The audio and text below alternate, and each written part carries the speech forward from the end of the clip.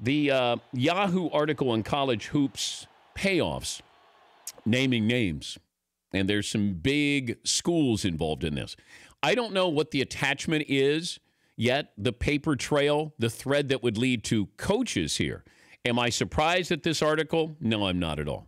Because it's been going on for decades, folks. I guess what surprises me the most, you have an agency trying to sign up kids, and these are one-and-done kids. So I get you. I'm going to loan you money, and then when you graduate, you go to the pros, and we have a relationship. You sign with us. Well, that doesn't always work out that way because I'm looking at some of these names who were with this ASM sports agency. Andy Miller's a former NBA agent, and he got disbarred. He was heading up this agency, and he was signing up Dennis Smith with the Mavs, Isaiah Whitehead, who played at Seton Hall, Markelle Fultz, and you get them right out of high school. So I'm going to loan you the money. Bam Adebayo at Kentucky also in here. But you sign them up early. You give them some money to go to college for 6 months, and then they're going to leave. They're one and done. By the time the NCAA gets around to this, and not even the NCAA, but this time it's the FBI. But if the NCAA caught wind of this, these kids are already long gone. Now, you might reach out to try to punish the agency, or the FBI comes in and starts to look at tax implication, or, you know, you're loaning money here. But I'm not surprised at all. If you want to know who's running college basketball, it's ESPN, it's the shoe companies, and then the agents are there sort of lurking on the periphery. You know, they're just waiting.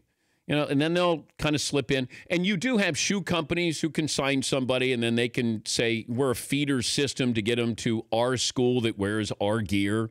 Those things have happened in the past. You got coaches who are on the payroll of shoe companies. I mean, it's all incestuous. It's all ugly. It's bad.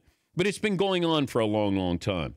I understand. If I'm a kid and I'm going to be one and done, I would have my hand out. Because I'm not paying for anything. I mean, they may get me for tax evasion, but okay. I'm not getting in trouble with the NCAA. I'd get my money and I'd be gone. And that's the thought process you have to have. And you're going to say, well, you get a free education. They're not going to school. They're going to school because they're forced to go to school if they want to play basketball. I still maintain if you want to come out and you want to try the NBA and you're 18 or 19, go ahead. And if you fail, you're on your own. Kids fail in other sports, and we don't care. Somebody comes out of high school and wants to play hockey, they fail, nobody cares about that kid. From Moose Jaw. A golfer wants to leave college early. Nobody cares. Baseball, nobody cares. But for some reason, don't you ruin our March Madness.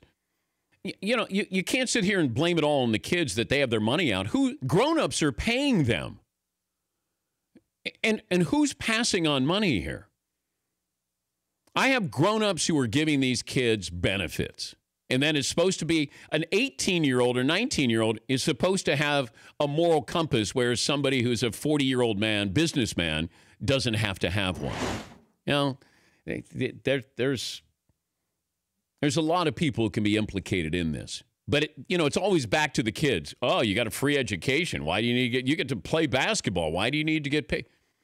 There's billions of dollars that are made on the NCAA tournament, March Madness. These kids want a piece of it. And they're not going to college, so you can't go, you get a free education. I have no problem with them saying, where's mine? If you grew up, let's say you're in a single-parent household, or maybe you didn't have a lot of money, would you turn it down? I wouldn't. And the NBA is not a guarantee for these kids. But if you're getting 50 grand, 100 grand, I'm curious if you blame the kids for this. Do you look at the kids as, part of the problem here? Because it feels like that's what's going to happen. The weight of this always ends up on the backs of these kids. You got coaches who do this. I mean, Rick Pitino lost his job. The athletic director at Louisville lost his job. These coaches know what goes on because it's a really small world. You know who the players are. You know how to get a player. You know if you're a certain school, the shoe company can help you. These are things that happen, and they've been happening for a long, long, long time. But Yahoo Sports, which seems to be the Yahoo Sports should be the NCAA. You know? Because the NCAA can't do this. If you were going to liken the NCAA to something, it would be the person who cleans up after the elephants.